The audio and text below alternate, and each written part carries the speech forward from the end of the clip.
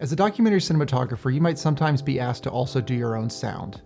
Now, this is a tricky thing to do with so much to focus on with just the camera.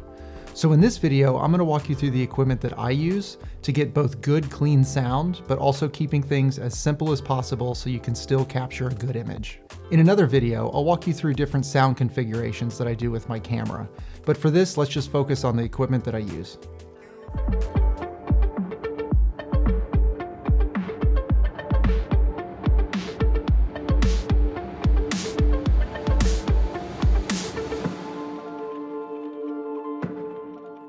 So I want to start by walking you some of the equipment that I have in my sound kit and things that you should consider having in yours, and when and where I decide to use certain things. So probably the first thing that you should have, regardless of whether you're doing your own sound or just a cinematographer shooting documentaries, is a good camera mic.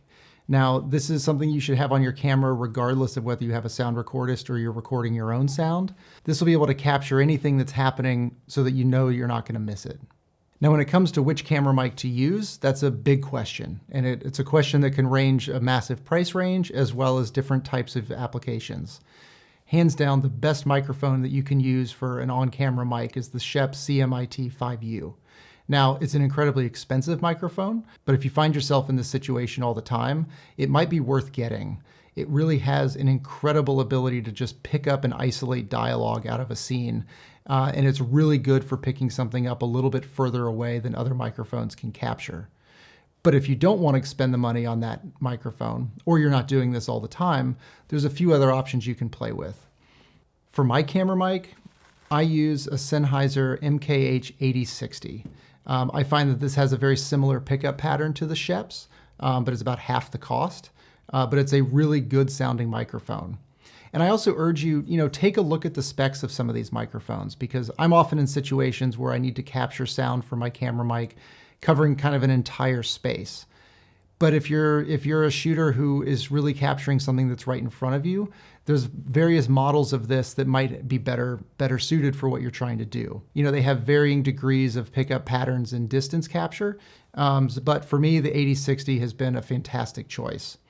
Now, when it comes to wind protection, you've got a few different options. You can have a softy like this that's just a foam windscreen that'll just go on the microphone like that.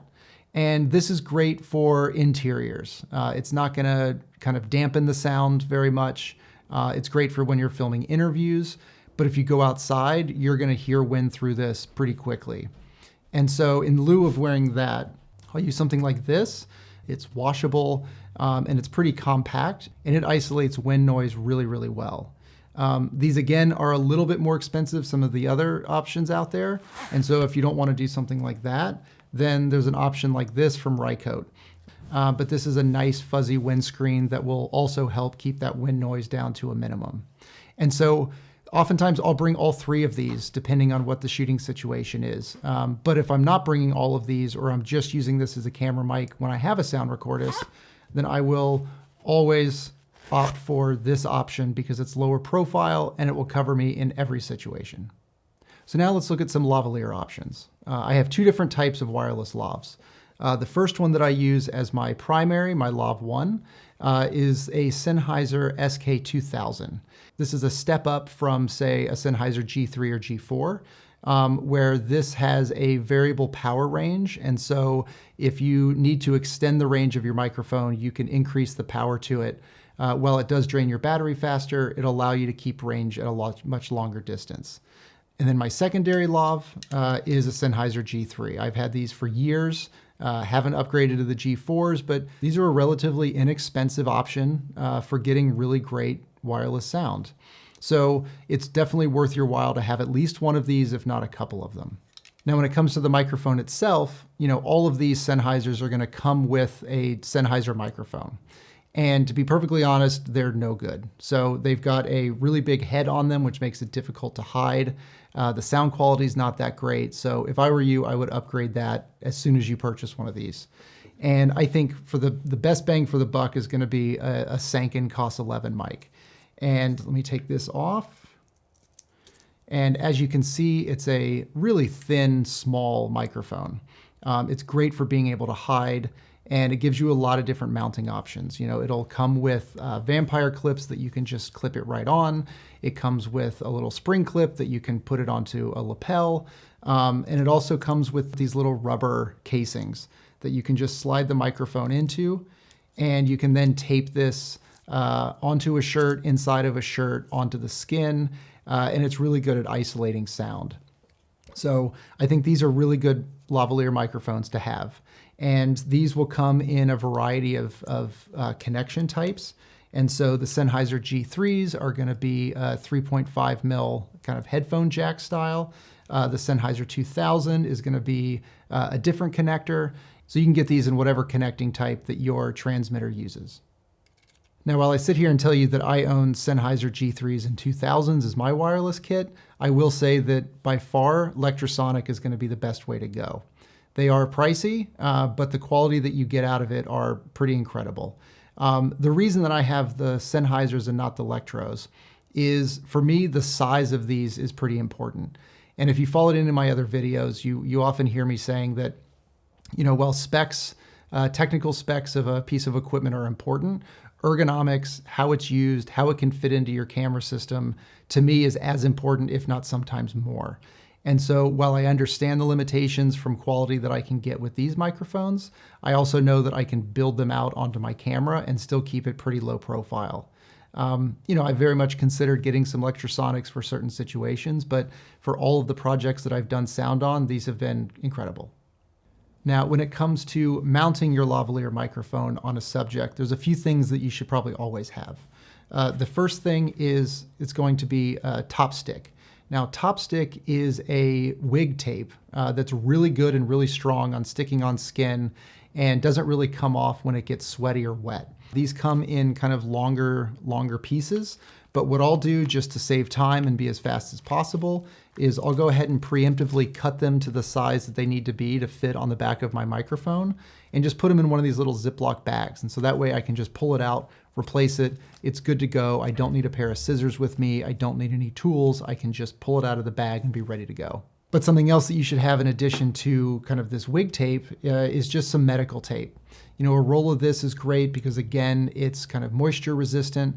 But oftentimes you don't want to just use something like wig tape to stick that onto the clothing, because if the cable starts to get pulled, then it can either pull the microphone off or the mic itself could slip out of the casing and fall into their clothes.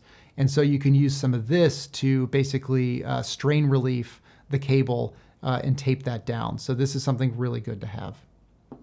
The next thing that I have with me are these little foam inserts. I don't think these are specific for particular brands, but they fit perfectly for the Sanken. And this will just slide over your microphone like this. And this is a great little foam protector if you need to mount your microphone, say, inside of a tie. These are great to use. Also, if for whatever reason your little rubber mounting thing for your Sanken, you lose it or it's not working, you can take one of these and again tape it directly to the clothing. You'll probably get a little bit more clothing noise out of that, but these are really good little windscreens to have. And then when things get really windy and you're going outside, I have these screens from Rycote.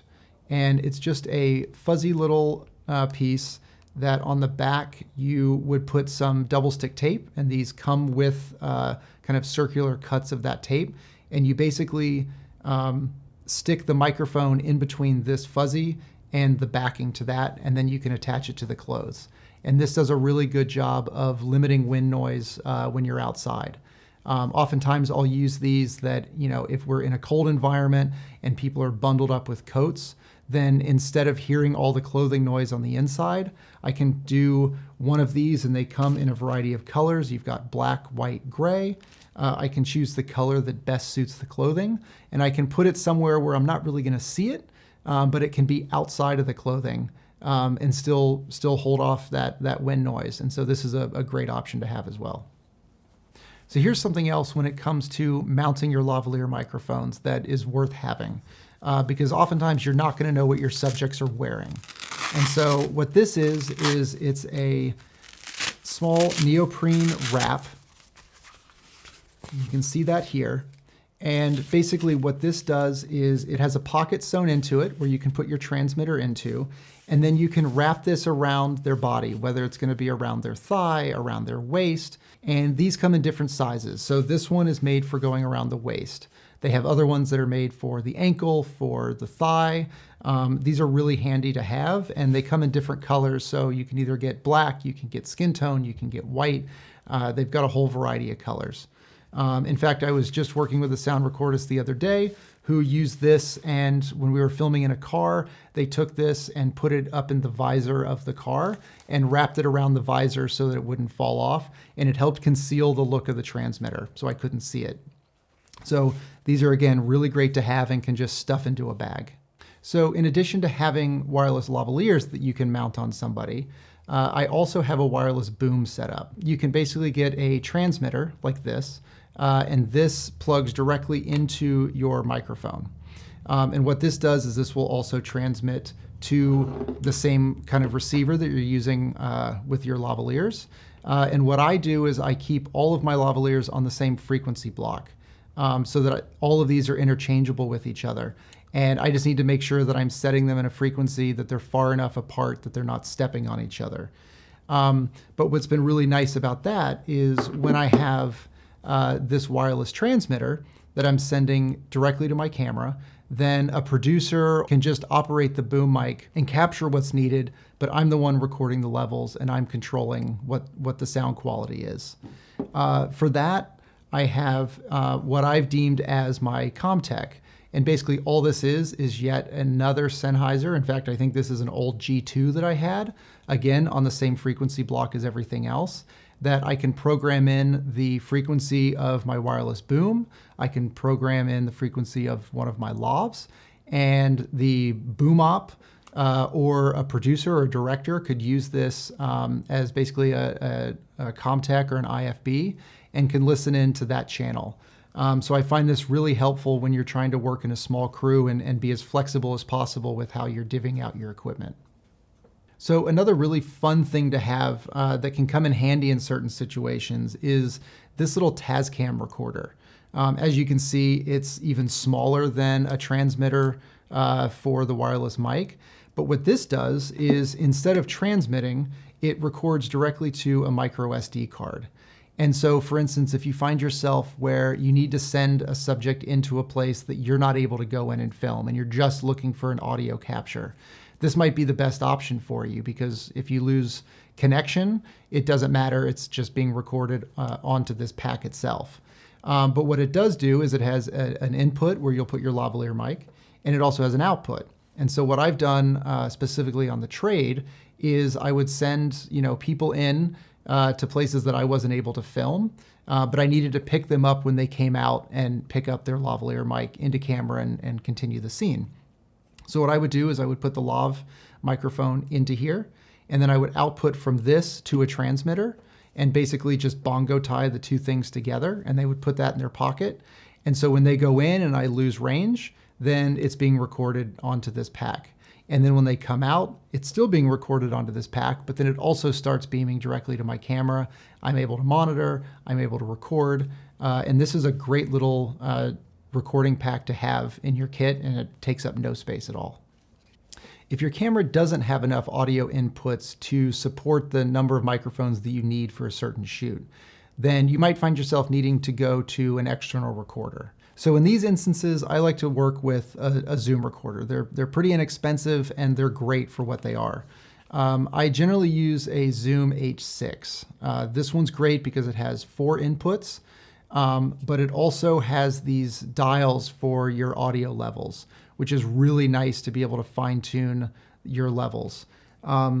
Before the H6 came out, I think probably everybody and their mother had the H4n, and this is a great audio recorder.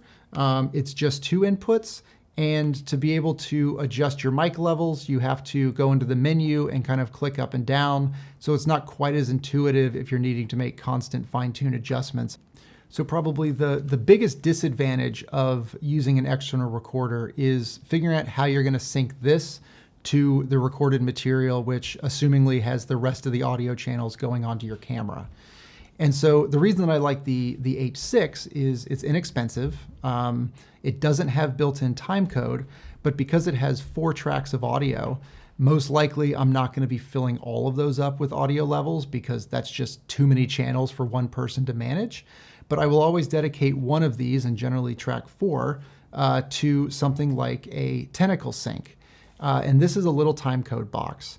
These things are great. They're significantly less expensive than what timecode boxes used to be. And you can basically pop one of these onto your camera, but you can also pop this with an XLR adapter and you can send it into an audio recorder and it'll send an audio timecode source.